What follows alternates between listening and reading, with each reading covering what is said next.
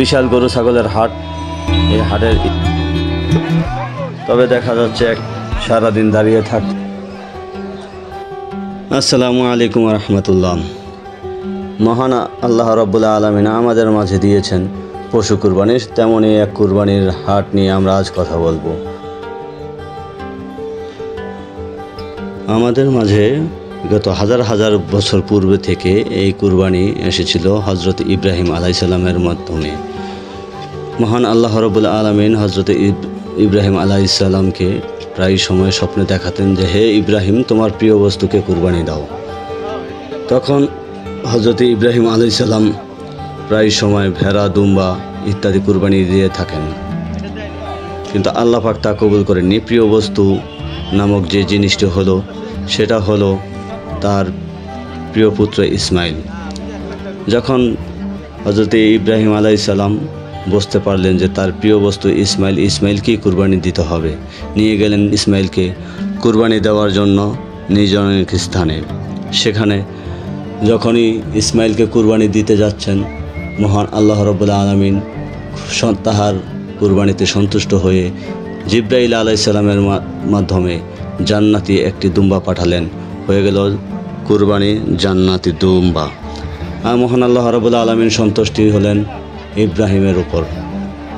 তেমনই এক কুরবানি নিয়ে আমরা আজ কথা বলবো। আমাদের মাঝে নড়িয়া উপজেলার নড়িয়া বাজারের পূর্ব মাথায় একটি কুরবানির হাট বসেছে। আমরা এখানে দেখব বিভিন্ন জাতি, দেশি ও বিদেশি গরু, ছাগল, বিশেষ করে পশু কুরবানির হাট। এখন আমরা কুরবানির হাটের মাঝখানে ঢুকবো, দেখব যে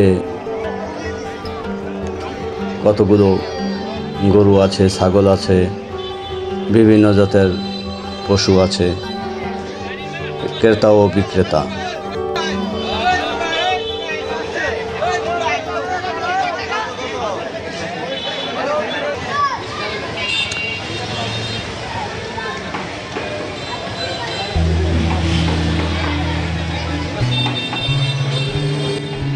এই বিশাল গরু ছাগলের হাট। এই হাটের ইজারাদার হয়েছেন মোহাম্মদ আনোয়ার হোসেন বাদশা শেখ।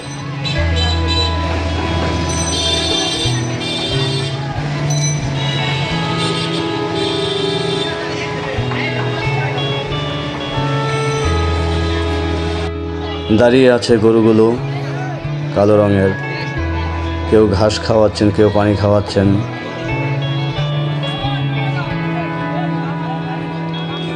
ক্রেতা ও বিক্রেতারা কথা বলছেন।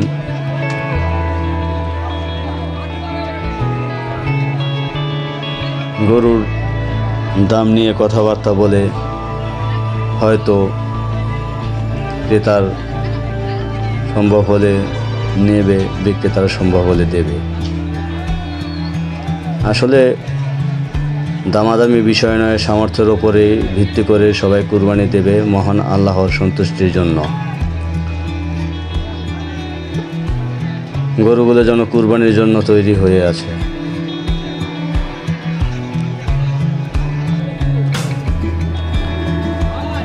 লক্ষ্য করছি যে এখানে আমাদের এই নড়িয়া হাটে অনেক বড় বড় গরু উঠেছে।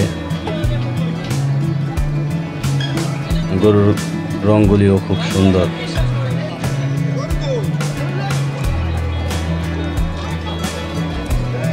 নিয়ে যাচ্ছে গরু ক্রেতা।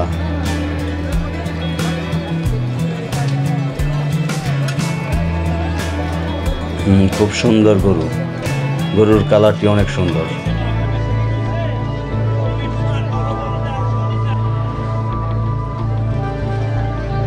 সারিবদ্ধভাবে গরুগুলো দাঁড়িয়ে আছে, যেন শৃঙ্খলা বজায় রাখছে।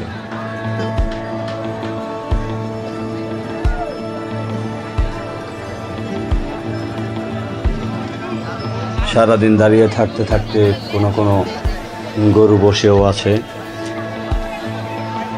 তবে যেখানেই দেখি যেন এক এক কালারের গরু এক এক পাশে দেখা যায়। এখানে দেখা গেছে যে বিক্রেতারা হাসি খুশির মাধ্যমে কথা বলছে কে কয়টা গরু আনছে। বাচ্চাটি যেন গরুটাকে অনেক মায়া করছে, আদর করছে, ছাড়তে চাইতেছে না।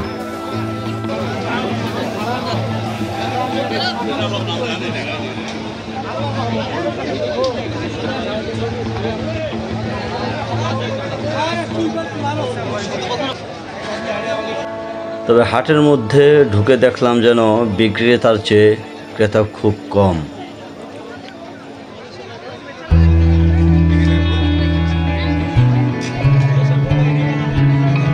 তবে দেখা যাবে আস্তে আস্তে হয়তো ক্রেতা বাড়বে, কিন্তু গরুগুলো উঠেছে খুব ভালো, বেশ মোটা তাজা।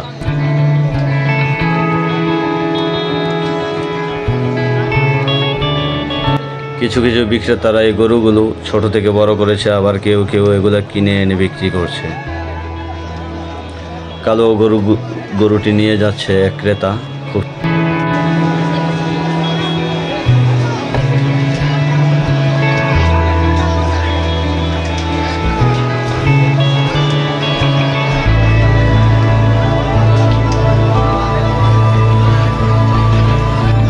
দর্শক, আপনারা দেখতে পাচ্ছেন হাটের মাঝখানে এসে দেখলাম যে মাঠটি বেশ ফাঁকা ফাঁকাই লাগছে। অনেক গরু বিক্রিও হয়েছে, আবার অনেক ক্রেতা কমও আসছে।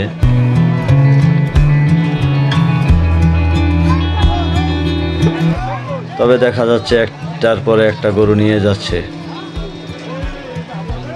যাই হোক, মহান আল্লাহ সকলের কুরবানি কবুল করুক।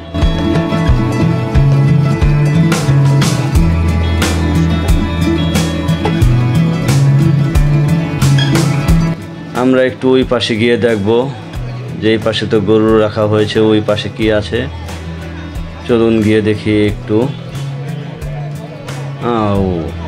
খুব সুন্দর একটি বকরি দাঁড়িয়ে আছে। বকরিটি বিক্রয় করা হয়ে গেছে। এখন ইজারাদারকে কিছু খাজনা দিয়ে বকরিটি নিয়ে যাবে।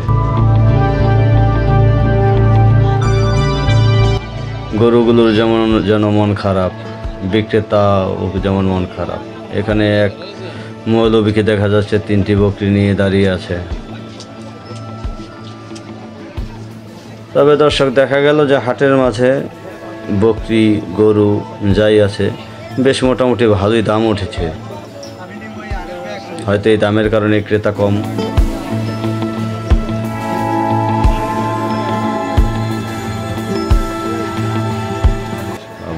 অনেক দাম। আমাদের পরিচিত মুখগুলো এখানে বসে আছে, তারা ইজারাদারের হাসিল নেওয়ার জন্য।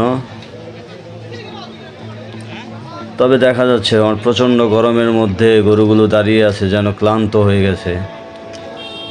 তাদের এই গরুগুলোকে পানি খাওয়ানো হচ্ছে বারবার। এত গরমের মাঝে আসলে ক্লান্ত হওয়াটাই বিষয়।